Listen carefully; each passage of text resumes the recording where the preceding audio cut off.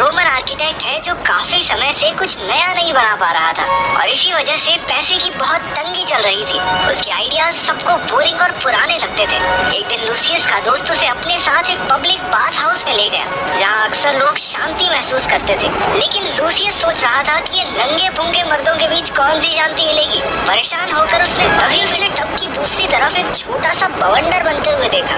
जैसे ही वो उसकी तरफ बढ़ा, पानी के जोरदार बहाव ने उसे अपनी ओर खींच लिया। कुछ ही पलों में वो एक पानी की सुरंग में पहुंच गया जहाँ से सांस लेने में काफी दिक्कत हो रही थी। उसने जमीन तक पहुंचने की काफी कोशिश की और आखिरकार कामयाब हो गया। लेकिन बाहर निकलते एशियन रोम में नहीं था, बल्कि आज के जमाने के जापानीज बाथ हाउस में था।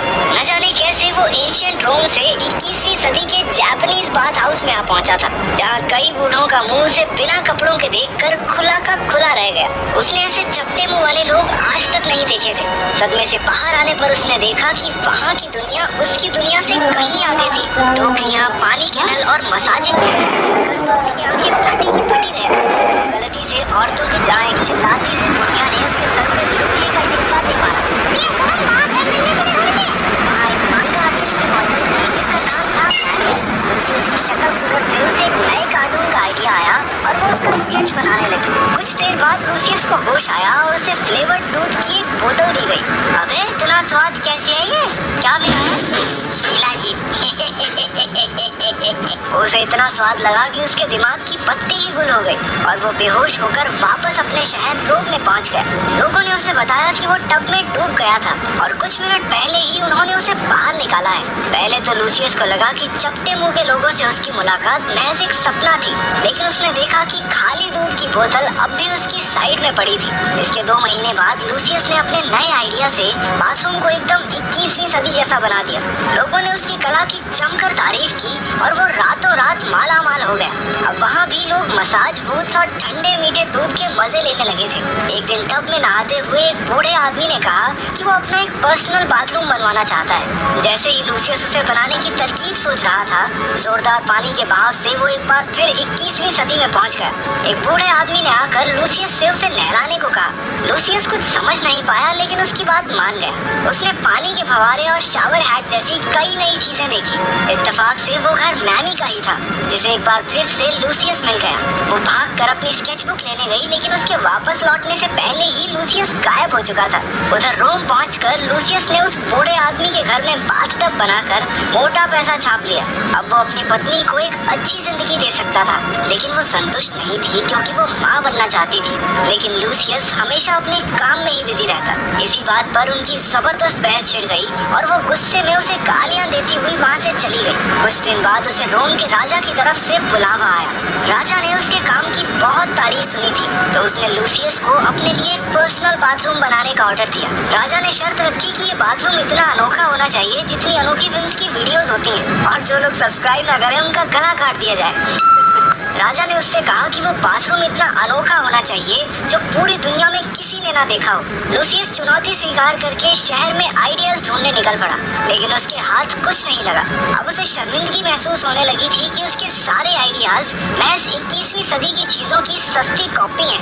अचानक उसका पैर एक नाली में गिरा और वो एक बार फिर से गायब हो गया। 21वीं सदी में मैमी की एक बाथरूम सप्लाई स्टोर में नौकरी लगी थी। एक दिन उससे गलती से पानी खुला रह गया और टब ऊपर तक भर गया। अचानक लूसियस टब के अंदर से बाहर निकला और तेजी से सांसें भरने लगा। कुछ देर बाद उसने महसूस किया कि उस टब में अपने आप बुलबुले बन रहे थे। स्टोर का मैनेजर पुलिस को बुलाने गया और मैमी और लूसियस की बातें शुरू हो गई। वैसे तो वो एक दूसरे की भाषा नहीं जानते थे, लेकिन जब लूसियस ने एक चांदी का सिक्का देकर पूरा स्टोर घुमाने के लिए कहा तो पैसे की भाषा मैमी समझ गई। लूसियस ने ऐसे चमकदार टॉयलेट्स आज तक नहीं देखे थे। उसने सोचा कि प्रिंटेड टॉयलेट पेपर पर जरूर इन चपटे मुंह वाले लोगों की सफलता का राज लिखा होगा, लेकिन उसे सबसे ज्यादा कुछ पसंद आया तो वो था जेट स्प्रे। उसका इस्तेमाल करके उसका अंग अंग फड़कने लगा। भाई साहब, ये स्वर्ग की फीलिंग ले रहा है। टॉयलेट पे।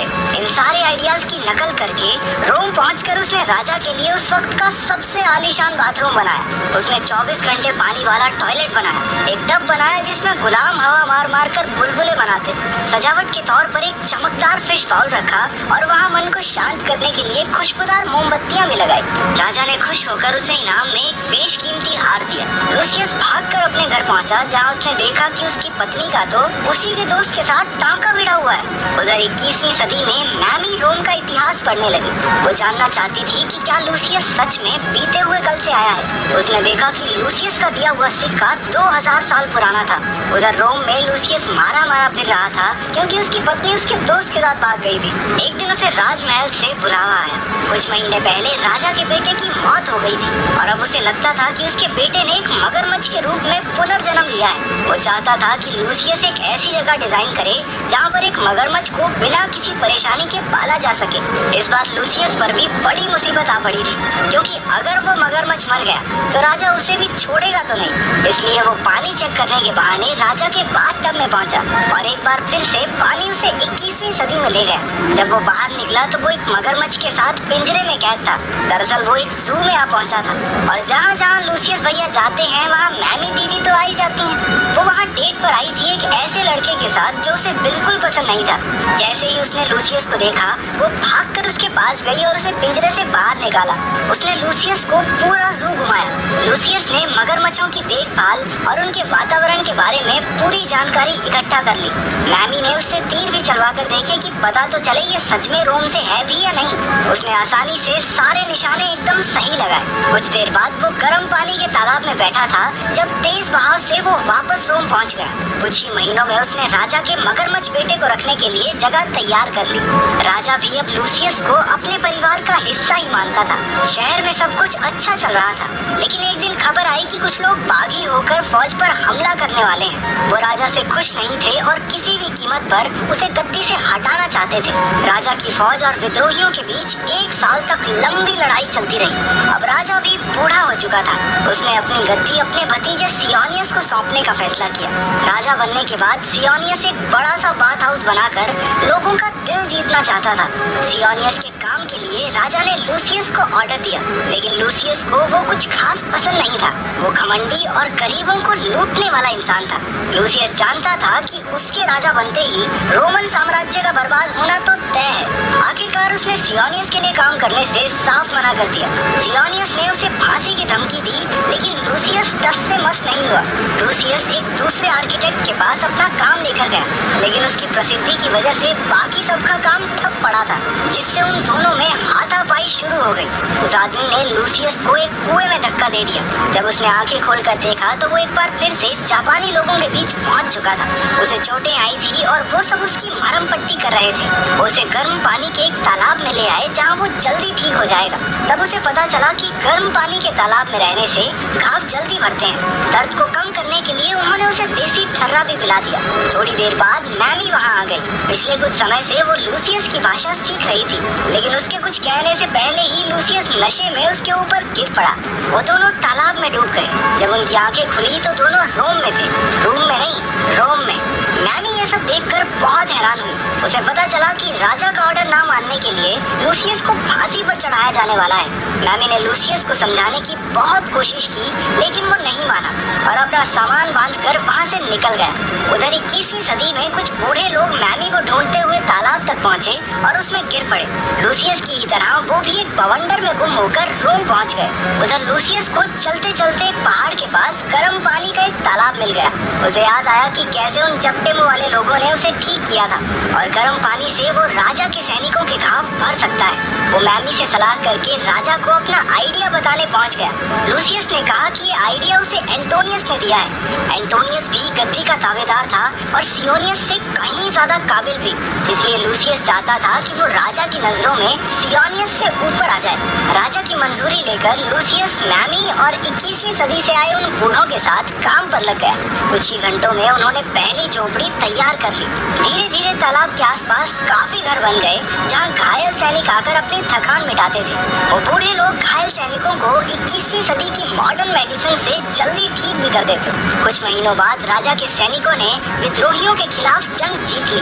चारों ओर नाच आनाकाना होने लगा। इधर लूसियस और मैमी में प्यार भरी बातें हो रही थी। इतना वक्त साथ रहने के बाद वो दोनों अब एक दूसरे को चाहने लगे थे। लूसियस की खुशी का ठिकाना नहीं था।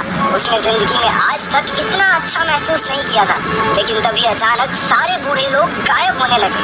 मैमी भी धीरे धीरे गायब हो रही थी, लेकिन उसके जाने से पहले लूसियस ने कहा कि वो फिर से जरूर मिलेंगे। इसके बाद राजा ने एंटोनियस को गद्दी सौंप दी और लूसियस को भी उसकी बहादुरी के लिए सम्मानित किया। उसके बिना वो जंग कभी नहीं जीत पाते। उधर 21वीं सदी में मैमी की नई जिंदगी शुरू हो गई थी। एक दिन वो सड़क से जा रही थी तो उसे तालाब से लूसियस बाहर आता दिखाई दिया। वो दोनों फिर से एक बार मिल गए। लूसियस